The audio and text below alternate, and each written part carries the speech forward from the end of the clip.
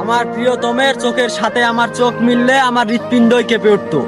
তাকে দেওয়ার মতো আমার কাছে তেমন কিছুই ছিল না, শুধুমাত্র কাঠগোলাপ ব্যতীত। আমার মায়াবতী ছিল সুন্দর, শিমুল তুলার মতো নরম।